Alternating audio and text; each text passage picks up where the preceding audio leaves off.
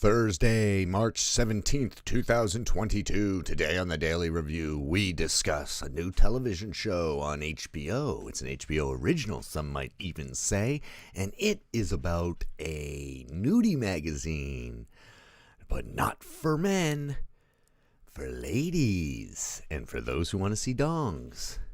It's called Minx, with your host, me, Joe LaRocca. Yes, that's right. We are in it fully. Well, I only watched one episode. There's 2 episodes out already. And this show is about a woman played by Ophelia Lovibond. And she plays Joyce.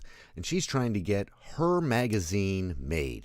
Opening scene is her going to a magazine pitch conference, and her idea is a feminist magazine. This show takes place in the 70s, and she wants to not just capitalize on that, but feels that all the magazines that she sees are, keeping women held down and in their place, looking for men or in the kitchen, and it's continuously representing negative images of women, and if we want to be fair and equal and everybody has the equal rights and opportunities, then you're going to have to start addressing that, and one way of doing that is through the magazine. That's her plan, and she wants to her magazine that she pitches is like a feminist magazine that has an angry woman on the cover. And I think it was called Maternity Now or something like that, or Matriarchy Now or something like that. And it's great. But obviously all the old white guys who publish magazines are like, dude, nobody's going to want to read that.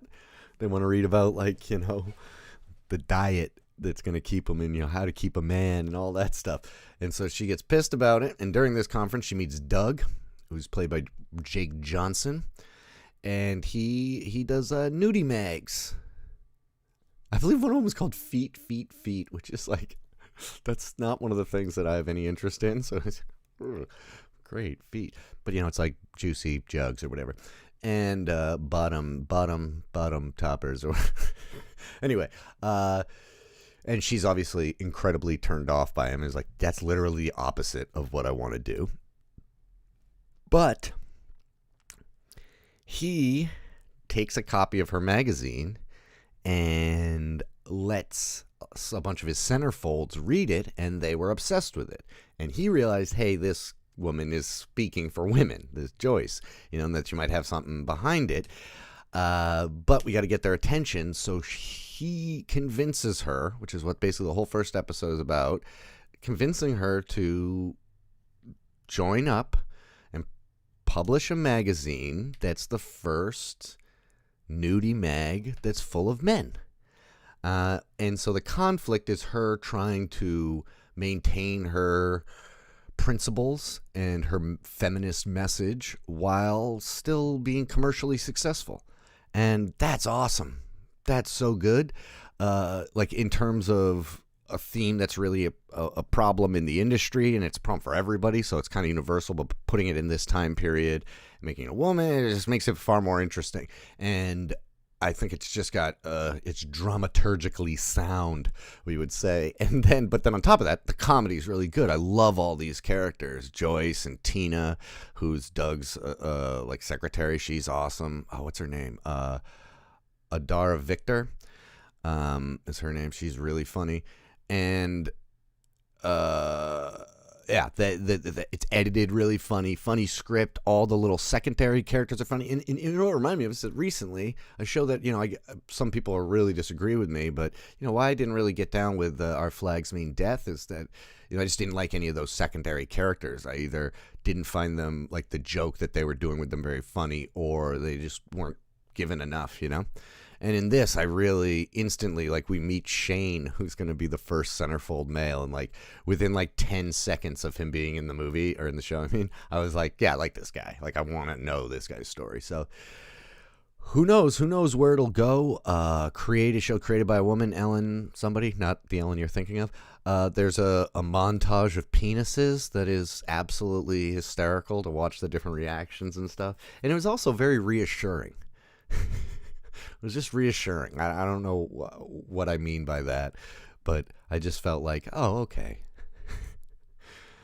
Nothing's horribly wrong with me. But as opposed to the penis montage that's in Zola, that's as like angry and aggressive. This is the thing where I'm like, why does this not happen more often if we were really trying to balance, because women always have to like show their ass and boobs and stuff in a movie, and we've seen so few male celebrity wangs on screen, except for Fassbender. Best supporting actor, Michael Fassbender's Unit. Anyway, hey, it's funny with a message. Now the big issue is going to be, should this be a TV show or should this have been a movie? I don't know yet, so I'm going to stick with it, and I'll tell you at the end of the season what I thought. But right now I'm excited. So excited that I reviewed it after the first episode instead of watching the first two, because I just wanted to get a jump on it. So let me know what you guys think, and we will know ultimately if this thing can sink or swim. But right now, I'm on board. Oh, I guess I have to give it a review. I guess it doesn't really make sense reviewing just the first pilot episode, but as a pilot episode for a TV show, I'd say pretty darn good. You introduced an interesting world. Great, like, period piece setting, everything, costumes, hair, production designs, all great. And you set up a really interesting premise that I can see doing a lot with, that's both meaningful and comedic. Now, the big issue will be, do they drag it out because this should have been a movie and it just gets bored and redundant? Or do they have enough meat there to sustain them for 2 or 3 seasons or whatever the plan ends up being? Because there's not a limited series, so it may keep going forever. Anyway, remember, you can like and subscribe. If you like to subscribe, then you can subscribe and then like to subscribe. Otherwise, take it easy, guys. I will see you at domani. Yeah. Non-pandering feminist television show. Good job.